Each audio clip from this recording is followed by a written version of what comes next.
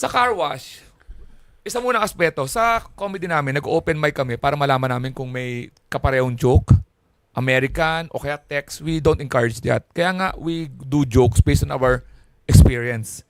Mahalata kapag hindi mo experience. Ngayon, pag nagsusulat kami, sabi nila may copyright ba? Walang copyright. Para ma-ensure. Ang sabi to ng mga lawyers kung walang copyright dito, email mo sa sarili mo para may timestamp ka. O kaya, i-post mo sa social media, may timestamp ka. Kahit sabi edit, hindi. May mga comments 13 years ago. Nung lumabas yun, nasa isang event ako. Saan saya-saya ng buhay ko para yun. Pero kailangan ko sagutin kasi medyo may tinawag na nakaw eh. Medyo masait yan sa isang artist kahit pa sino lang, nasa komedyante. Okay lang sana kung sinabing, uy, parehas kami nito parang parehas. Hindi, ninakaw. O kumuha ka pa pagkakailangan mo. So, ganun. Writer siya eh. Writer siya si... Kilala mo siya? Hindi ko siya kilala personally. Okay. Wala talaga kaming Pero mali tayo hindi na siguro alam na writer ako. So ngayon, nag-search ako. Masa-search mo eh. Kahit ngayon gawin nyo. Alex Calleja, car wash. Lumabas 2011. 2011 pa. 2011 pa. 2011, sa kanya 2019. Baka kinopya At pa niya sa iyo. ito pa matindi sa kanya. Sinabi niya na, luma na naman to, pwede nyo nang gamitin. Ngayon, nung nakita niya ginamit ko, saka siya nagsabi na, bakit mo nanakaw? Unang-una, sinabi mo gamitin. Ngayon, bakit nakita mo? Pero anyway, sinabi pwede niyong gamitin? nung 2023, ginamit niya. Pero hindi ko kasi nakikita dahil sa kaibigan eh. Nakalock yung niya eh. Yung niya sa akin sa kaibigan. Buti na lang ka mo, may 2011 ako. Mahilig ako mag-repost. Papo. Di ba, pag may memory ka? Memory, yes. Ito repost. 2013 ma-appear. Ulit, same.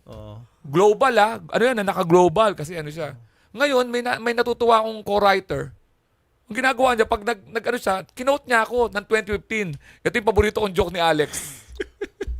Tapos 2016, ginawa na naman niya. Ito yung paborito kong quote ni Alex.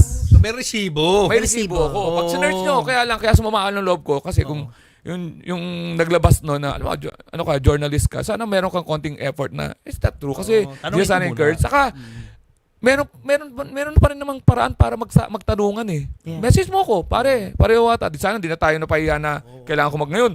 Ngayon, naglabas ako ng resibo. Ngayon, parang sinasabi, naghirap pa para labag. Kasi kailangan ko pang pagtanggol yung ko dahil Netflix special ang saya-saya tapos sasabihin ko, nagnakaw ako. So ngayon, nung na-search ko, sinagot ko yung hindi ko nga sa pinangalanan pa rin eh. Kasi meron naniniwala pa rin ako sa phone call and chat na, pare, kumusta? Pareho tayo nasabi mo yung sa Netflix Iti napaliwanagan ko siya na 2011, hindi pa siya napahiya.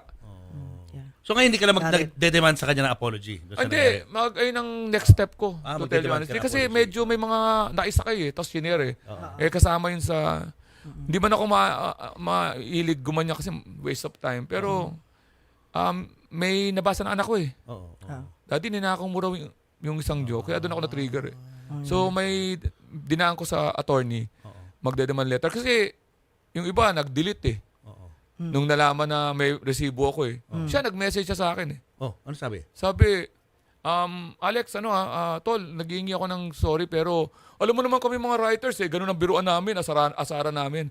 Pero hindi, naggamit siya ng salitang nakaw Sa akin, hindi ko naman siya kakilala. So nag-message siya sa'yo? Oo, nag-message siya. Ngayon lang, nabasa ko. Pero hindi siya sincere na sorry kasi parang sinasabi niya na, alam mo naman sa kalakaran namin mga writers, biruan namin yan ngayon, kaya lang na-damage. Kaya hindi ako sumagot kasi... Dapat talagang formal apology. Formal apology na. Saka kamali ako.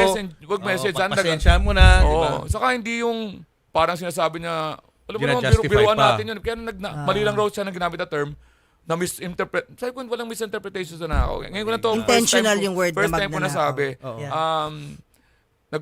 In fact, wala akong balak. May lumapit sa aking mga attorney.